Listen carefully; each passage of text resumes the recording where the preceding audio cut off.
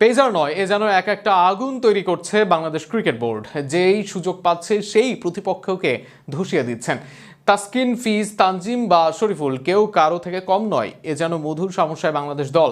বাংলাদেশের পেসারদের অগ্নিঝরা ফর্ম ও তাদের নিয়ে মধুর সমস্যাকে ঘিরে বিস্তারিত থাকছে প্রতিবেদনে। একটা সময় বলা হতো যদি বাংলাদেশে কোনো ইট ছোড়া হয় তবে সেটা পড়বে বাংলাদেশের কোনো বাঁহাতি স্পিনারের গায়ে। দিন বদলেছে, এখন যেন বাঁহাতি স্পিনার নিয়েই বাংলাদেশ নামে কালে ভদ্রে। বিপরীতে এখন বাংলাদেশে রাজত্ব করছে পেসাররা। পেসারদের আধিপত্য এতই যে কাকে রেখে কাকে খেলাবে সেটাই যেন মধুর সমস্যা। সাদা বলের ক্রিকেটে বাংলাদেশের অপরিহার্য অংশ মুস্তাফিজুর রহমান।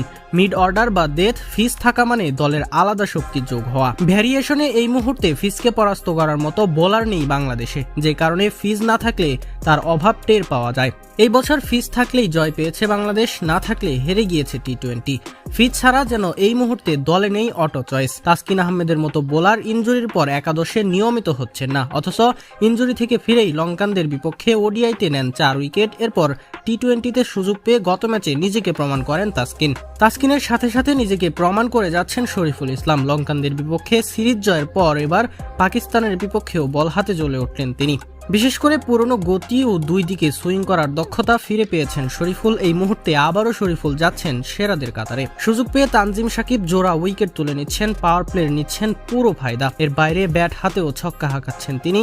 ওডিআই বা টি-20 দলের হয়ে গুরুত্বপূর্ণ রান করছেন। সুযোগ পেয়ে সাইফও খারাপ করেননি, তাকে দলে নেওয়া মানে ব্যাটিং অর্ডারে অতিরিক্ত অস্ত্র যোগ হওয়া। এরা জাতীয় দলে আছেন। এই মুহূর্তে জাতীয় দলের বাইরে আছেন খালেদ, রিপন, ইবাদতরা। গ্লোবাল সুপার লিগে অসাধারণ পারফরমেন্স করে খালেদ হন দ্বিতীয় সেরা উইকেট দাতা। বিশেষ করে বড় বড় ফ্র্যাঞ্চাইজিদের বিপক্ষে ডেথ ওভারে খালেদের বুদ্ধিদীপ্ত বোলিং ছিল প্রশংসা করার মতো। ইনজুরি থেকে ফিরে উঠেছেন ইবাদত হোসেন। নিজ দিনে তিনি কি হতে পারেন সেটা সবারই জানা।